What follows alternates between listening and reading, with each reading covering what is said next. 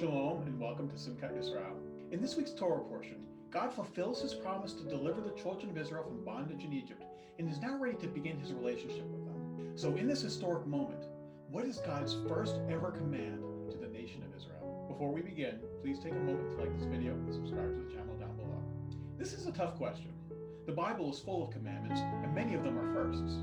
For example, the first commandment that God gave to all humanity is be fruitful and multiply. The first commandment given at Sinai is, I am the Lord your God. You shall have no other gods before me. And Yeshua teaches us that you shall love the Lord your God with all your heart and all your soul and all your mind is the first and greatest commandment. These are all important firsts, but the first commandment that God gave to the children of Israel as a nation is here in this week's parsha. In Exodus 12, verse 2, we read the great first commandment. HaChodesh hazel lachem Rosh Chodesh. This month will mark the beginning of months for you.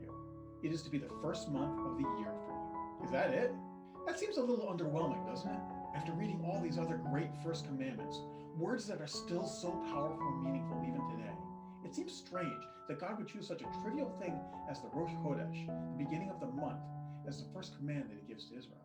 It may seem trivial, but the Rosh Chodesh command has been central to Jewish life for thousands of years. In the days before the calendar was fixed by mathematical calculation, the beginning of the month was determined by observing the cycles of the moon. As the end of the month approaches, the moon becomes smaller and smaller until it disappears from the night sky altogether. In ancient days, the Jews would anxiously watch the sky, searching for any signs of the moon returning, and then finally, when they spotted the sliver of the new moon, they would hold a great celebration with a feast and special sacrifices as the days were renewed and the cycle of the moon began again. So that's all interesting, but why would God choose this to be his very first command to the children of Israel? Why, on the cusp of the Exodus, when they are finally about to leave Egypt and become free, does God command them to observe the new moon? It's because God understands the hearts of his children.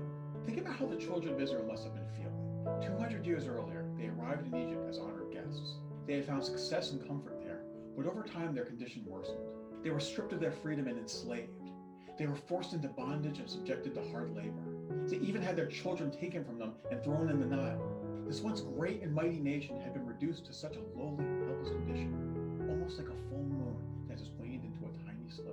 Now Moses is back and he's telling them that their God has not forgotten them. That God is going to redeem them from Egypt. He's going to take them out of their low place and bring them into a good land where they are going to be a mighty nation once again. It sounds wonderful, but maybe the children of Israel don't believe it. Maybe they want to, but they can't. Maybe they are so worn down by the years of heartbreak and slavery that they can't imagine themselves ever being free again. So the first thing God tells them is look up at the moon. See how it's just a tiny sliver, barely noticeable in the sky.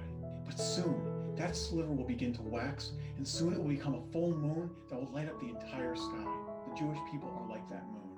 No matter what the world throws our way, no matter how many hardships and trials we endure, no matter how small and beaten down we feel, we know that our hope is in God, and that just like that new moon, we too will rise and become great again.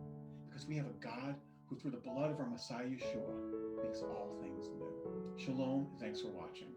If you like this video, please subscribe. And don't forget to visit simchatyisrael.org to learn more.